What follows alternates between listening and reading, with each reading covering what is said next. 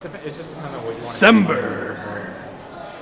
Oh wow, you're already going. Okay, so here we are in the Supreme Court, and I just gave y'all a quick scavenger hunt. And I wanted to go ahead and just run through a couple of things that are here and give you a little bit of a history of the court, okay? So first of all, one of the things that you saw up there was on their best behavior. I don't know if you realize this, but you know, they elect Congress, they elect the president, you know, the Senate and the House have got terms. The Supreme Court is actually appointed for life, and they serve during what's known as good behavior. The only way that you can typically remove them would be something along the lines of impeachment, and they're going to have been derelict in their duties. Back in the early days of the court, sometimes people would come to court drunk. You know, that would be a problem. If they used their official state government email, for example, and they sent out dirty jokes or inappropriate jokes, especially if they weren't funny, I believe was the conversation we had at lunch, then at that point, could be that, or it could be something that would be racial, would be insensitive, or something along those lines. But the idea is that they serve during good behavior and they serve for life. None of the other branches do this. You know, as you look at this and you see the courts up here, John Marshall was not the first he was not the first Chief Justice, but he was the first great Chief Justice. And as you walk through the court, you'll see some really big statues of Marshall and some of the other folks as well. So with this in mind, just keep in mind that John Marshall was the first great one. You notice up here, and we were talking about it previously, the Supreme Court at the beginning was actually housed in the Congress building. So this building was actually built later, and not only was it built later, but at some level it kind of demonstrated the subservience of the court a little bit. When this building was built later on, what you end up seeing is that the court began to stand as kind of a co-equal branch. Let's take a walk down and let's hit another one. As you come up here, a couple of things that you'll notice. You'll notice the Tawney and the Chase courts. And we were talking about this because the old Supreme Court still has that Tawney bust that's actually outside of it. Chief Justice Tawney, the Frederick judge, actually was the one that presided over the Dred Scott case. And if you look back on this, it says, Chief Justice Tawney wrote the court's opinion stating that slaves were not citizens and that Congress did not have the power to regulate slavery. Think about this for just a second. Dred Scott was the slave, and all the court had to do was to demonstrate that he had standing. When they said that he wasn't a person, but effectively they said he was property, they said that property did not have standing to be able to sue in the court. It would be just like if a dog or if a car or if a cactus or something like that tried to sue, and ultimately what they said is, you know what, you don't have the standing to sue, so ultimately Dred Scott did not receive his freedom that he had been promised. So kind of keep that thought in mind. The other thing up here, musical chairs. You know, you hear about the court, and you hear about the court as being kind of a co-equal branch. The big power that the Supreme Court has is judicial review. And I think we talked about this, or maybe it was a question, or it will be a question when we get to the judiciary chapter. But judicial review is the idea that courts can strike down policies, laws of Congress, presidential actions, these kinds of things. The one power that the Congress and the president have over the courts is the idea that they can actually set the number of seats that are going to be on the Supreme Court. And if you notice, you go back into Marshall's days, I mean, these numbers have actually been, I think, as low as 6. And you notice up here, what, 1, 2, 3, 4, 5, 6, 7, 8, 9, 10 in 1863 prior to the Supreme Court. You notice up here it says that it's set at 9 today. Let me ask you a question. If it got to the point, Justice Scalia had died, obviously, about 2 years ago now, and when he died, you had 8 justices that were on the court. What would happen if there was a 4-4 tie? Any idea? Nope. The highest lower court would be the rule of law. So if there's ever a tie, the highest lower court now becomes the decision. So when the court doesn't have a full complement of members, if it's 4-4, then that means that they don't have the ability to check as much. So think about this. The Congress can set the number of members that are actually going to be on here. The president nominates new members subject only to confirmation by the Senate. This is how Senate and president actually check the court. The court has judicial review, but appointments and membership. And Justice Kennedy might retire. There's some word about this.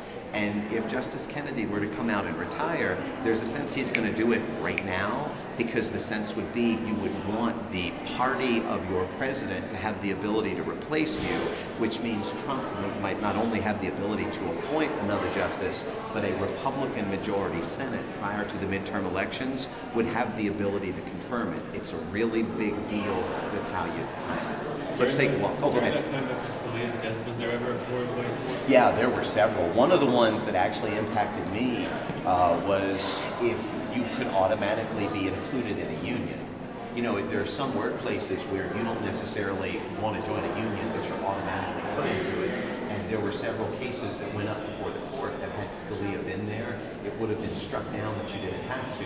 But when it tied 4-4, the lower courts that brought it there said effectively, you know what, we're going to legalize that you can be required to do this, and the Supreme Court had to go with it. Usually what happens is that if there is a tie, they'll try and bring up another case really, really fast once the new justice has been placed, so that way you can actually get a majority.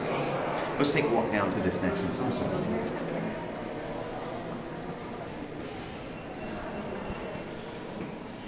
You notice here this thing among friends, and this is one of the other ones that y'all had. The court is kind of interesting. It's almost like a little locker room back there. And if you watch the movie in there, you'll see this. The justices will actually come in and they have kind of their own lockers in there, and they will put their robes on together because they're kind of considered one of a team, and then they'll actually shake hands. All of them will shake hands together, and then when they enter the courtroom, they enter with the Chief Justice first, and then high to low seniority. So they branch off, so the closer you are to the chief, the more senior, and then the further away from the chief you are, the newer you are. And it's a big deal, this idea of these handshakes, because they do it before each meeting. And you remember we're talking about Congress. You refer to people as the distinguished gentleman or the honorable lady, these kinds of things. Well, the handshake is the way, even in, I guess, contentious situations, that you would actually maintain a degree of cordiality, because there are going to be times, you know, when it gets to be 5-4, it could be a very, very contentious debate. Do you know how the actual Supreme Court votes? Do you know the order of the vote?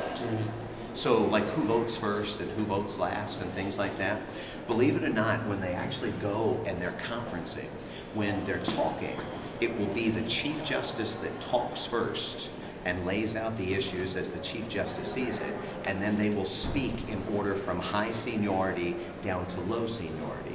However, when it comes to voting, what they do is the exact opposite. The newest member will vote first, and then it will go up in terms of seniority, with the Chief Justice being the one that votes last. And I don't know if y'all are sports fans, or maybe if you just like stupid soccer, but you know, when you think about real sports, the first 5 minutes of a game are typically the least important. You want to be on the field or on the court or whatever for the last 5 minutes, so it makes sense that you would have the youngest justice cast the earliest vote, because at some level it's the least important. Whereas if it gets to be 4-4, you want the chief or the most experienced justices to be able to make those votes, and that's why they do it that way. Anybody with any questions about any of these? Seniority as in like age-wise? Seniority is in the amount of time that they spend on the court. And see, the court's kind of funny, because if you look at it, the court always reflects the previous generation. So if you think about it right now, there are people that Clinton appointed that are on the court. There are people that George W. appointed that are on the court. Of course, there are people that Barack appointed. Well, some of these presidents are like over 10, 15 years or so ago. So they've been on there a long time. And like we were talking, as long as they serve during good behavior, then at that point they can serve for life once they get nominated. So they could be up there for 10, 15, 20, 25, 30, 35 years. And this is the highest court in the land, so they have a big sway as far as what the law says or what the law means. Anybody with other questions? Y'all good? So every president appoints one? Not necessarily. The presidents appoint based on the vacancies that they have. Oh, okay. So if somebody doesn't retires have or a passes vacancy, away? then it doesn't happen. Okay. Now Barack is interesting, because in his last year, Justice Scalia died. Yeah. And if I'm not mistaken, Justice Scalia died in like late February or early March. His election, Barack's would have been, his term would have ended at the end of the year, so there was still almost a full year left. The the Republican senators never even considered his nomination. So then when Trump became the president, the Republican majority, almost immediately, they got a Republican in there. And that was a big deal because if there would have been a liberal appointed, it would have been a liberal lean. Now it's a little bit more of a conservative lean. Yeah. And Justice Kennedy, that ninth person right now, he votes in the majority over 90% of the time, which means he's typically the fifth vote. So when you replace Justice Kennedy, who can go either way, and you make him more conservative, say if it's Trump, or more Democrat if a liberal does it, then at that point you switch the balance of the court. So this next appointment, if he were to decide to step down, is huge because you're talking about a new majority or strengthening maybe the existing one. If Justice Kennedy retires and Trump appoints a new justice, will that be the first time two judges will be appointed by the same president? No, Or did no. they- Actually, what's the most? George W.'s last year in office, and George W.'s approval ratings were low. The Democrats were picking up a lot of steam. There were two justices. Justice O'Connor retired, and then Justice Rehnquist unexpectedly died. And in a case like that, when you're a popular president, you would appoint somebody that's on the court to be the chief justice. And then now you have two regular justices open, so you would appoint two new ones. So technically you would actually be appointing three justices for two vacancies. You get what I'm saying? W didn't have the popularity, so he appointed a chief justice and he appointed somebody to replace Justice O'Connor. And ultimately he did it. I mean, these were really, really quick appointments, and they were pretty late in his term. And he was fairly unpopular. So depending upon how the Senate works, if you're a Republican and you got a Republican majority, you have more leeway. If you're a Democrat and you have a Republican Senate, it's going to be harder. But if you're a Republican president with a Democratic Senate, either way, basically if you're a president and the other party has the Senate, it's going to be harder, is basically what we're saying. Anybody with questions? Okay, how are we doing on time? How many minutes? 3 minutes? Why don't you stop it so maybe we don't